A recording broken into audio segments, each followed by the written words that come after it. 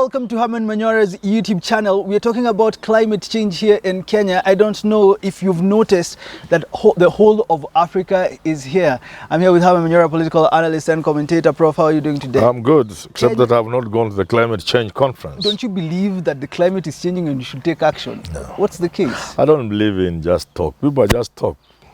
Yeah? People have just come to talk, enjoy the climate of Nairobi, do shopping, piga sherehe. Yeah. It's nothing else.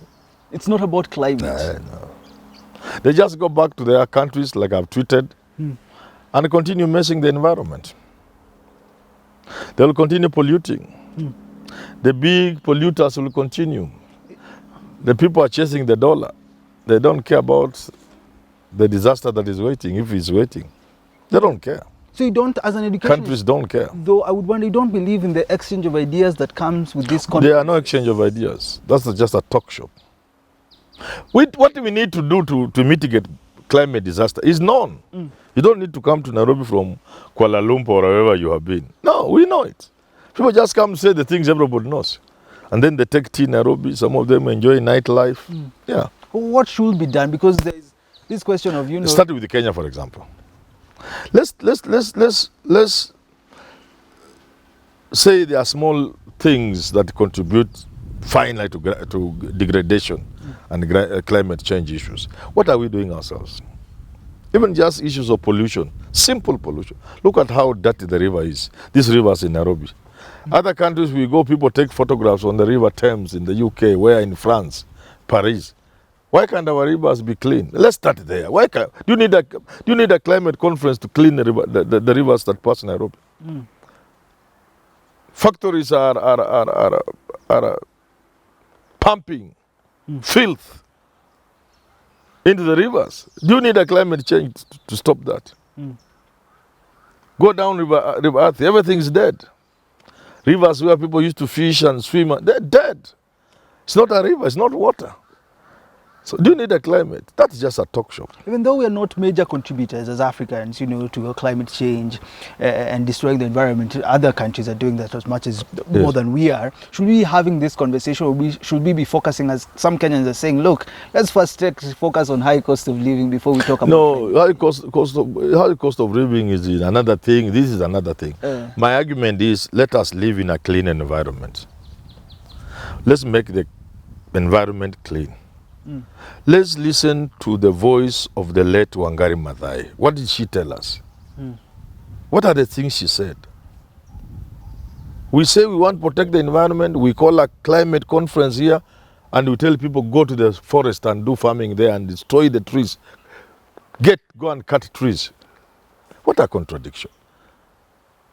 What a contradiction. Even Ruto stands on logging too. Yeah. So why you call a conference here on climate change and you send people to go and destroy the forests? That's why I don't value those kind of things. You don't need a conference to clean Nairobi to be clean. People are even people themselves never used to dig on very hilly places. And people are making terraces from as early as 1955 under the Swinnerton plan. I can't remember the Mzungu person. Kwetu zinaitwa honyo, those terraces, because ulikuwa unapatiwa onyo siku 21 wewe umetengeneza those terraces and what do you call them, benches. Zinaitwa onyo, honyo. Nimelima niko na honyo mbili. Those people waited for government to enforce that. The government has, now people wanalima mpaka wanaona mvua ikinyesha everything just goes away. People plant bad trees like eucalyptus right on the riverbeds. I hear they are dangerous. People are saying they are, others are saying they are not. Whatever it is. People are just doing things you wonder, is this a country? Does this country have its owners? Nobody seems to care about the environment. And Wangari Maathai, God rest her soul, Wangari Maathai, she told us, nature is very unforgiving. You play with nature. I had some stories from there, including from Malawi, where climate disasters have happened. Look at what's happening in the States. So what are people waiting for? To be told? And the big nations are pursuing money. It is money and money and money, and you are emitting smoke and destroying the climate. because of dollars. Then I was listening to Bill Gates addressing, the conference. Was saying there is drought in Africa. He came here, he saw what is happening is so bad. Is it that the climate is changing, destroying us, or are we the ones unable to change as the climate is, so that we can at least, even if there is drought, mitigate the effects? You see, these things have happened over time. This climate change, it may not be entirely what people are trying to make it appear. Over years, thousands of years, certain things happen. This could be one of those things. That after, say, 10,000 years, 2,000 years, 1,000 years, there are cycles where there may be disasters. You think it is happening now because of this. But those things have been happening. Except there's a role we play to make things worse. We all know that we need a certain percentage of forest cover. Yeah. We know the role trees play. Yeah. What are we doing to, not to destroy, not even to plant, not to destroy? Look at human greed. In poor countries like Africa, it's not about the big pollution from industries and factories. It's about just destroying the trees and things like those and the rivers. Look at the swamps. Yeah. We know the ecosystems we are destroying. Yeah. Sowing our rivers, they are drying up and so on, rising levels of lakes. We know these things, we can do them. Yeah. The West, on the other hand, they know in pursuit of the dollar, those billowing smokes from the factories are destroying the environment. They know it. It's a question of, they don't need to come to Nairobi to talk about, they know. And this is what I'm asking, should we go, as the climate is changing, should we also change the way we adapt? Because you look at places like Turkana, you look at places where when drought hits, people die. Is it is the problem with ourselves, our government, or should we continue blaming climate change? Why are we waiting for Turkana people to die? By now, 60 years since independence, there should be so much forest cover in Turkana. I was doing a show for BBC sometimes, an interview with BBC, when water was discovered under somewhere in Turkana. In fact, the name of the area where it was found is actually water under in Turkana. Ati hapa chini kuna maji. That's the name of the place. And if I remember well, it's a couple of years ago, that water can feed Africa, can supply Africa with water for some. So if we are talking of Kenya, of course you'll need to purify it, maybe the salt and what have you other things. But can't we get that water and make Turkana green? What has Israel done? What has Dubai, United Arab Emirates, you call it Dubai, what have they done? Turkana now should be a place with forests, green. It can be done. But in a country where everybody just goes to the office to steal, to cut deals and to make money, nobody ever spares time to think for the country, leave alone think for the future. We are not thinking about this country. We are not thinking about the future. We are not thinking about the calamities that are awaiting mankind. Everybody is making money, and if you don't have money and if you are not making money, you are a fool. I was listening to the environment CS, Soipan Tui, I believe. Is she competent enough? Because if you remember Keriako Tobiko, well, he was holding the docket, you could see someone who's passionate going into the forest, evicting people from forest. What do you expect to see from a CS if she's given this role? I think, first of all, let's not even blame us. Yes, it's a question of the national policy. Are those in leadership serious about the environment? If they gave you and you try to be serious beyond what they want you to be, you'll be sacked. But having said that, we should also add, there's something you bring to a docket as a person. The passion, like you say. The Michuki passion. The Matiangi passion. The ethos. There's something as a person you bring. So this young Maasai lady, I don't know whether she brings anything. You don't know yet? You haven't seen anything yet? I would have heard and I would have seen. So you could conclude, she just like all other ministers Ruto gave us, she's just one of them. So as other leaders get out of this country now, go they have enjoyed places, what would you tell them? What would you tell them now that they've had their conference? No, you have enjoyed. We have also been happy seeing you. Some of you have spent a little money here. We have made friends. Please welcome back to your country when you come there, when we come there. But there's nothing you came to do. There's nothing that conference can achieve. Zero.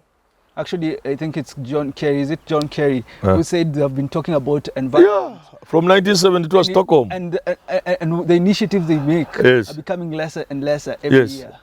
Look, UNEP is right here in Nairobi headquarters. If the Kenyan government even just engaged UNEP on one item, UNEP is right here in Nairobi. The United Nations Environment Program in Nairobi as a head office. They wanted to remove it, but people told them, okay, fine, take it to another third world countries, and they coiled. Yeah. We have never engaged them on one thing to do in this country. Even just helping us clean Nairobi River, or come up with the policies to make sure rural Kenya is not being turned into a desert or desert patches, because everybody is trying to get a living out of the same land their grandfather got a living from. And the sizes are dwindling and dwindling. From your grandfather to your father to yourself and now to your children. The 2 acres, what does each have? And everybody goes there. Jembe and kang, you want to get maize from it. And it's being washed away.